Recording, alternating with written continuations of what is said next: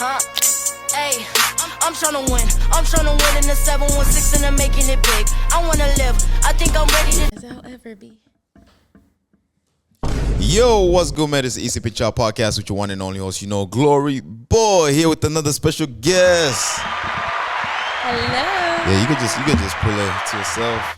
Hello. Yep, just like that. You could talk a little loud so that way they can hear you. Hey guys, how are you? We're doing good. Good. But yeah, thank you for coming through. It's a pleasure having you. Like I said, I always welcome everybody. Especially if you have drive, if you have something that's going on that can inspire the next person. I'm always interested to sit down and have a conversation. And so before we even begin this, I'm just gonna say, y'all go ahead and hit the subscribe button, man. Don't forget to like, comment, and share this video.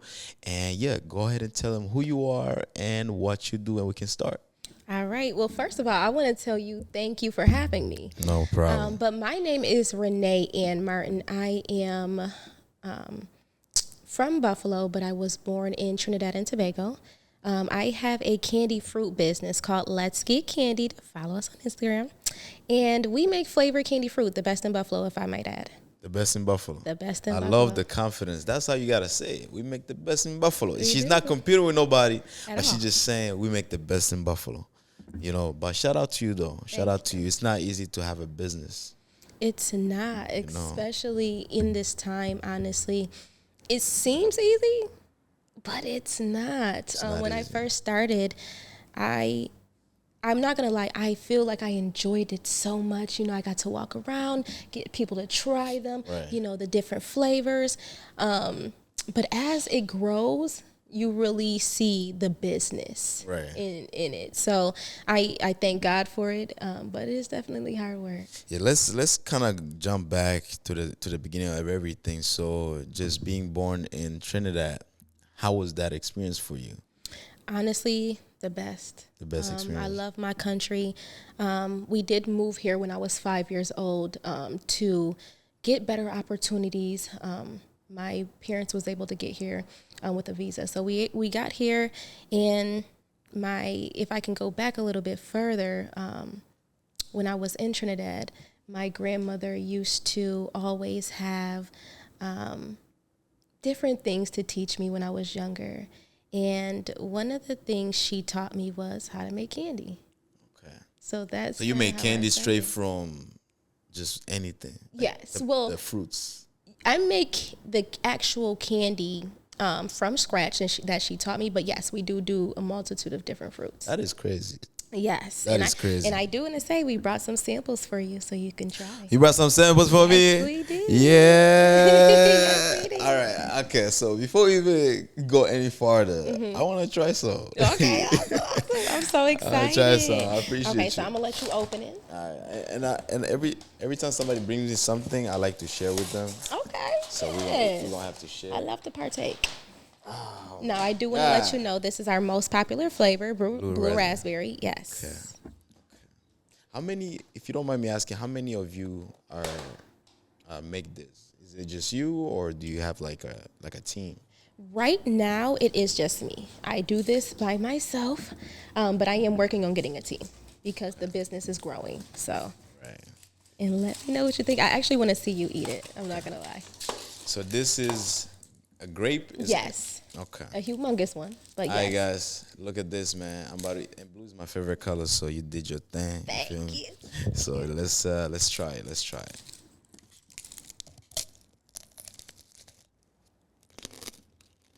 And I want an honest opinion. Y'all hear that? Do you hear the crunch?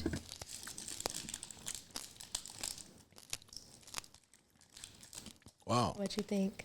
My honest opinion, Yes, honest. it's amazing. Do you like it? It's amazing. Like, it's not even sour. It's nice, sweet. Yes. You could taste the fruit. You could taste the candy. Huh? Well, wait, that's a different one? Yes, so we make some with crushed candy on top, and Okay. then we call that the original style. I brought some extra for you. This is a beautiful night. I actually, every time I make these, I surprise myself. So every time you make it, you're like, oh my God. This is really good. I like that. Like, I like this. Oh, this is the sour. Yeah, it's a little bit more sour. It just has nerds on them. So we have a variety of different toppings that we use. We have a variety of flavors that we have. But that is one of our most popular. Okay. Let me try this. There's some big grapes. Wow. God is good all the time. All the time, ain't he? God is good. All the time. You see how it adds a different texture to it? Man, shout out. This is talent. Thank you. You know, this is talent. I appreciate you for bringing me some. And I'm going to support too, you know. When I support, I'm going to purchase some, you know. I have your information, so I'm going to hit you up and be like, yo, I need this. Yeah. Because I like to support other businesses, and you feel me? So that's good. So let's talk about when your grandma was teaching you how to make candy. Was she hard on you, or was she like nice to you, you know, making sure that you learn step by step? Because, you know, African parents, me personally, it gets to a point where they're teaching you something, they're very strict. Like, you have to know it. Yes. You know, was she like that to you? In certain ways, my grandmother was very caring, but she was very stern. So when she taught me things, she wanted me to learn them. Now, when I was very, very young, I was more just watching. But when I got to the age to understand, then, you know, I took it serious and I always made sure I watched. But she definitely made sure I paid attention and I knew what I was doing. When you say age to understand, what age was that? Around 12, 13. Around 12. Yeah, to where I actually cared. I wouldn't say that I didn't care, but it wasn't something I was interested in at the time when she first taught me.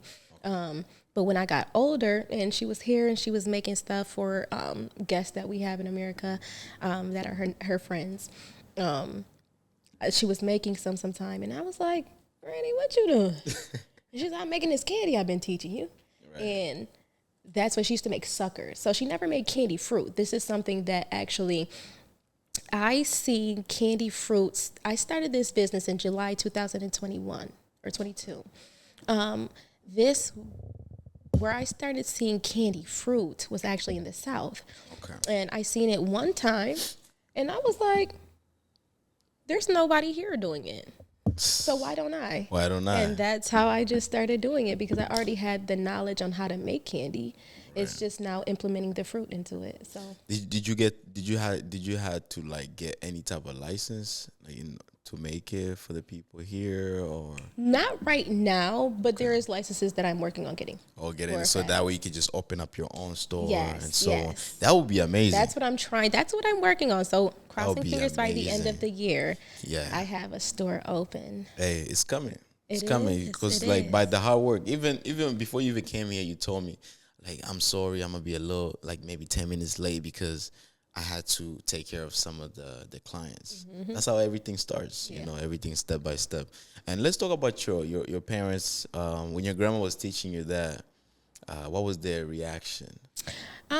Normal, because my grandmother just was always teaching us little things. I remember when we first came to America, we used to make kites and fly kites, like literally. Which park? We actually used to live by Ora Ryder. I don't know if you know, but it's close to downtown where the new Spectrum is. It was like a hospital at that point, but we lived on Ora Ryder, and they had that school over there, and that big big field, and that big field is where we used to sit and fly kites. Yes. That's amazing. That's amazing. Crazy. Okay, so your grandma teaching you all of that and so on. What did your mom and dad taught you guys in terms of like skill wise? And I would say discipline, learning to be consistent, and staying by my word. My word means everything. So I would say that's a lot of things my parents taught me. Yeah, that's amazing, man. Because those are like the most important things, especially like discipline. Like when you do have a business, you need that discipline. For a fact. That discipline keeps you going. Yes. You wake up every day because of that discipline. You do this because of that. And also, you came to the United States. how did you feel? Because when we first started this, you said Trinidad was amazing, you know. But when you first came here, how did you feel? And I know you was very young. You was 5 years old. But, like, what was going through your mind? If I'm going to be completely honest, confusion. You know, I'm essentially being uprooted out of my country and everything that I'm familiar with at that age, to really start a new journey in life, you know. When I came here, you know, I had an accent. So, you know, you get picked on because kids can't understand you, and I'm still 5 years old, you know. So it was a lot of confusion. Even till this day, though, I love my country and I want to go back. Shout out to Trinidad. Shout out to Trinidad, Shout out to okay? Trinidad. For the Spain. I listen to a lot of soca music. I have a whole playlist. Do you? Man, I love, you know, and also when I go to, like, Canada, for the Caravana, See, you got to go to Trinidad. that's the For best real part. Carnival. That's it. That's the real carnival. That's where I'm trying to go. But you know, life hits you sometimes, and you get so busy. And you're busy. Yeah, I'm very busy. I mean, it's life. Yes. It's life, you know. And honestly, I have to ask you a quick question. What's that? How often do you get to go back home? I haven't been back home, but I'm planning to go back home. Okay. You know, because I wanted to finish school. So my goal was to finish school. Okay. Yeah, I'm the type of person that if I travel, I want to come back, even just work. I don't want to go back in books. So I wanted to say, you know what? Let me finish college. When I'm done with college and everything, then I'm going to try to get myself together and then plan to go back home. And All right. eventually it's going to happen, you know. Will. It's going to happen. It will. Yeah, definitely. And then, so when you was in school here and you was just young, you had an accent, did you have any siblings with you at the school, or was you the only child? I was the only child for quite a few years. My younger sister came into the picture when I was 12, actually. Okay. Yep. So I was alone for quite a long time. Long time. Yes. So it's just, how many siblings you got? I have 4, essentially, 3 that were born in 2 that were born in America, and then I have an older sister in Trinidad still. So just girls. 2 girls. The older is a girl. The younger sister is a girl, and then my youngest, he's a boy. He's a boy. Yes, Okay. my younger brother. Yeah. If you see him, he looks like he's my older brother. I know, he'd be like that. That used to be my sister too. Like my sister, like she's older than me, but like when we was in middle school, whatever, high school, she would always look older than me because she was taller than me. Okay. You know, and Yeah. I mean she's still older, but then as time passed by, she started shrinking. And you just started shooting up. It's like, it's so weird. It's like she just started, like, you know, it's like we're still the same height. That was me. One minute I was towering over him. The next minute I'm staring up. You're like, damn, bro, like, how, like, life is crazy. I mean, And you know what's really so funny is I'm the shortest person in the whole household. In the whole house? In the whole household. My mom, my dad, my sister, my brother. Okay. I am the smallest out of everyone. Wow, that's crazy. That's Yes, crazy. that is. That's crazy. And also, I wanted to ask you, you know, with the American school systems, they teach different compared to back home. I mean, even though you was young, but your grandma, your father, your mother will still tell you how the school system in Trinidad were. You know, how was the school system here for you, if you was to describe it? Very different. Back home, there is more structure where, you know, teachers could discipline. That's, you know, so you don't have where the children are, you know, acting crazy and, you know, they don't have that. So it was a lot different. Felt like more freedom. I'm not going to lie. It did feel like more freedom. More freedom. A little bit. I mean, but think about it. You do something, you get whooped. Was that freedom? No, I feel like more freedom here.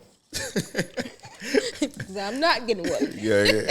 Nobody touched you. Nobody does me. Literally, you do something wrong in school and back home, Oh, your you teacher's already your know. parent. Yeah. Teacher's your Yeah, parent. everybody is your parent. You know, that's something similar compared to the African, like in Africa.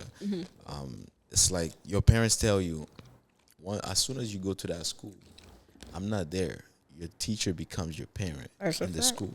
So your teacher is willing to whoop you. You know, and here they can't do that. You know, and I see what you're saying, more like structure. So a lot of kids they're more likely to not do anything bad in school. They're more likely to not be bad in school. So they focus because they know On the schoolwork. they're doing the schoolwork because they know if something happens, they're gonna get Miss spanked Susie turning around with that ruler. with that ruler. For a fact. Very much. But yeah, and then growing up and everything, it was time for you to start deciding going to high school. So going to high school compared to middle school, how was your experience there? Honestly, high school was different for me. I was very to myself. I did have a few friends, but I wasn't as outgoing. I was finding myself. But I can't say I didn't have enjoyable experience because I was more Americanized at that point. I was more used to the American kids and how things worked and, you know, the structure here. So I blended in right fine. I did. Oh, yeah, because you said it's like a youngin'. Yeah. So once you start getting a little bit older, and I'm surrounded with a lot of Americans now at this point. So, you know, my mannerisms are like them. Like, if you hear me now, I don't sound like I'm from Trinidad. Let me hear the accent. I don't have one. Oh, you lost everything. I lost everything. Oh. Sometimes you can hear it come out, Yeah. but just off rip, no. Like Africans, sometimes you hear it come out when you're mad. Yes. That's when like Yes, it's you know what's so crazy? My parents have been here as long as me, but if you were to meet my parents, you would be like, "What are you saying?" Well, you would understand, they're but still you'd be like, "What?" Because it's like, how do you still have that accent? Yeah. There's so many. yeah. I mean, parents don't lose it. They don't. That's the one thing. Especially when they're mad. They don't lose it at all, and they're very much cultural. Yes. You know, like so they keep that within their bloodstreams. But and also, it was time for you to go to college because I know college, trying to choose colleges and everything is not easy, and especially majors. So I want to ask you, like, when it was time for you to choose colleges, what did you want to pursue, just besides becoming an entrepreneur? Honestly, I never thought about being an entrepreneur. In my head, I actually wanted to be a psychologist. I wanted to go. Why every woman wants to be a psychologist? A lot of women say that that's their favorite major, but Really? continue, yeah. Honestly, yes, it was because I was very much into criminal minds, how the mind works, things like that. So that was my goal. That's what I went to Madai to do. That was my major, psychology. Wow. Yeah. Did you enjoy it? Yes, I did, but I realized school wasn't for me. So did you finish or not? No. Not at all. Hey, at least you found out at an early time. Yeah. Some people decide. When did you finish? When did you? I graduated, I started in 2012, so I only did a year.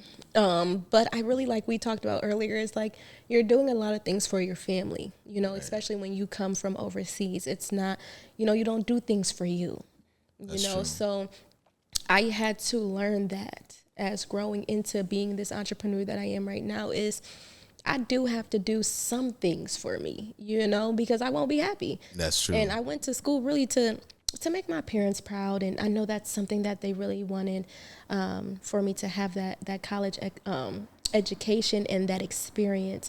But I got it for a year, and I was good. You could have just went to ECC at that point. Oh, a lot of times, yeah, trust me, like school is good. School is good because, like you say, it teaches you those life lessons like discipline, time management, and all those little things that you can implement into your life.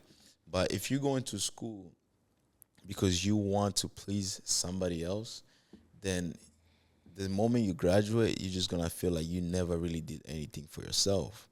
You know, and I respect the fact that you actually decided to leave school the first year, because a lot of people wait until they become juniors. Now you've already took all those loans. Now you've already wasted all that time to decide, you know what, I'm going to drop out. And sometimes I'm like, what? That's what I say too. And honestly, I am happy that I did a year because I got a scholarship to go to Madai. So it wasn't too much out of pocket. It was enough though, because Madai was a private school, private true. college. But what I would say though in regards to it is that, you know, sometimes it's for you. You know, do it. If you feel that, you know, being a psychologist or being a lawyer or whatever you feel like that is for you, do it. Do it. But don't do anything just for somebody else. That's true. because it's not going to be rewarding.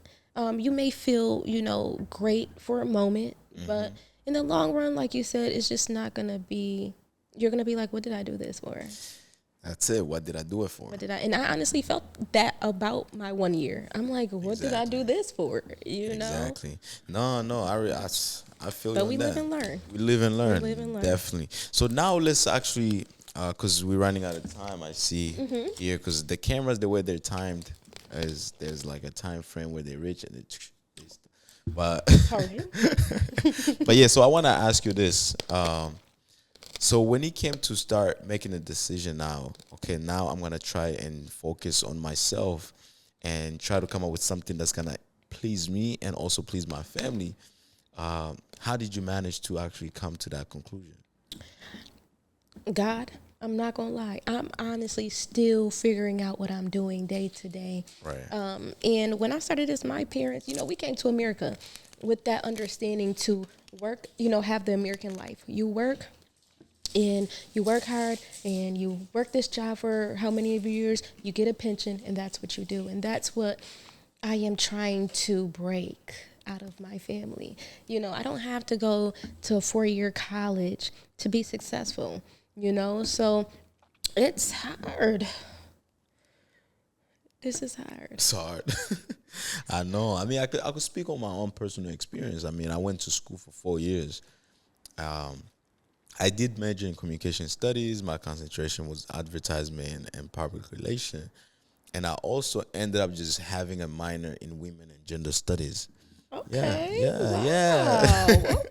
But yeah, so after having that minor and everything, so as soon as I was done with school, and I also played sports, so I was a student athlete.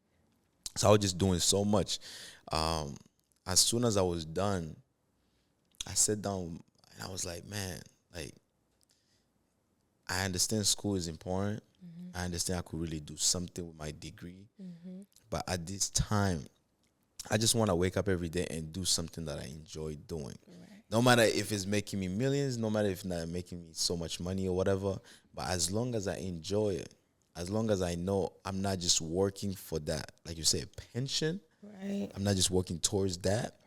I'm working for like just be happy, enjoy life, Right. That's my main purpose. So I'm like, you know what? I'm gonna just try to do all different things. Maybe just do my own business here and there. But yeah, But I have a quick question for you too. Are your parents, because when we're overseas, for me at least, my parents were never very fond of me being an entrepreneur. That was not their life for me. Right. How do your parents support what you're doing? Hey, my parents, they support it now. Okay. I mean, my parents have always been supportive. Okay. But just like any African parent, they always say, oh, my son is going to become a doctor. My son is going to become an engineer. My son is going to become this, And when I was young, I always said, you know what, I'm going to be an anesthesiologist. Okay. Because I was really good in math. I was just so good in school, like math, science, and so on. And I'm like, man, I'm going to become this. And I looked at the money. I'm like, damn, that's a lot of money. But then I look at how many years of school. I'm like, damn. That wasn't me. I was like, okay, so we do like Criminal Minds, but not that much. Okay? Right. Because it's like, for those type of fields, you have to be in school for like 10 years, 7 to 10 at least. Yep. Yeah, no. Yep. And then you still have to have experience once you leave college. Oh, yeah. So you probably not even gonna get a job. Yep. And then you end up with like 100,000 plus loans in school, in student debt, and now you just have to pay it back as you're working your whole life. Now your whole life is just to pay back the loans. What you took. That is the American life. Little do they know that is the American life. But like a lot of times too, you gotta look at it. The student loans, yeah, nobody likes them, but regular loans, people like it.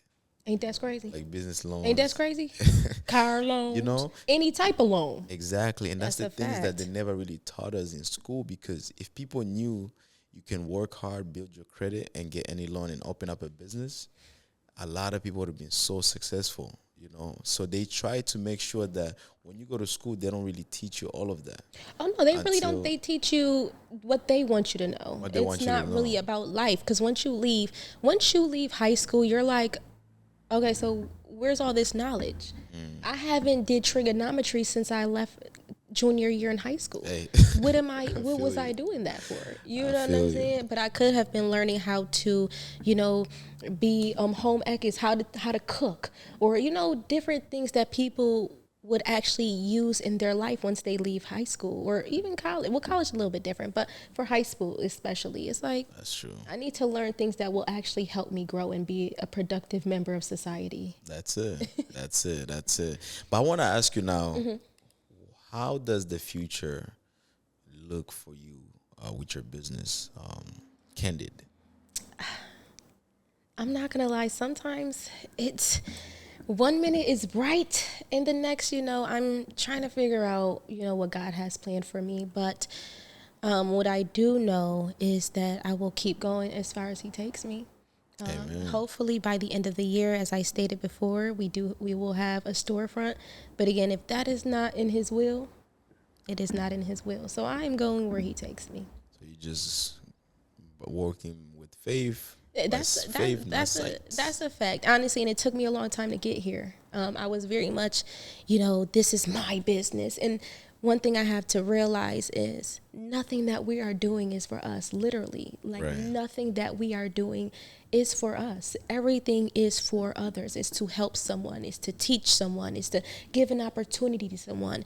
So I have to make sure that I keep that mindset that this ain't about me. You know what I'm saying? This is about what God wants me to do, So that's where I'm going. I'm going where God takes me.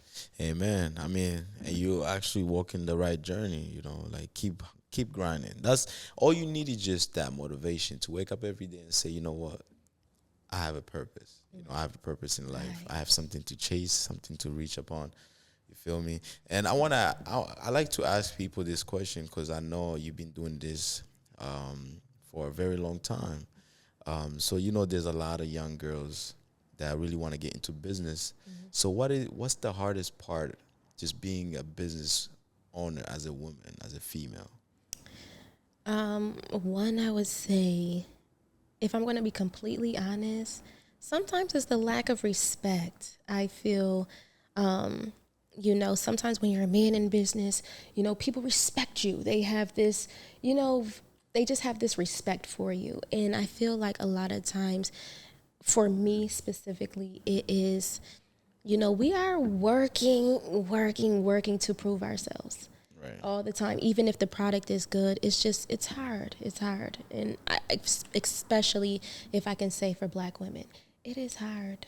It is hard. It is hard. But you keep pushing. But we keep going, because if you have a dream, you got to keep going. That's it. And sometimes I get down. Sometimes I'm asking God, like, is this what you really want me to do?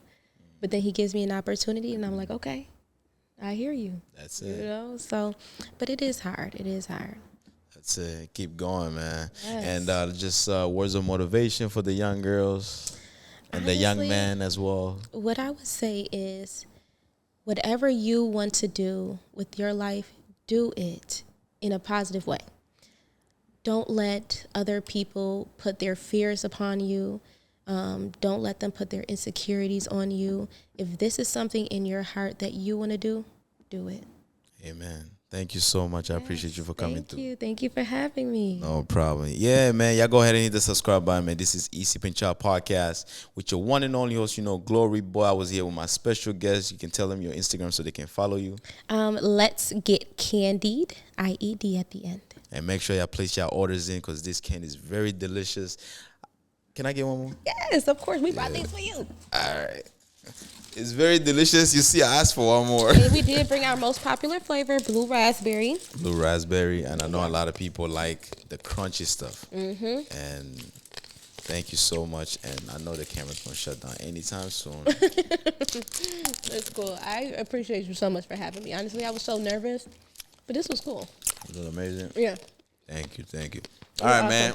We out of here. Peace.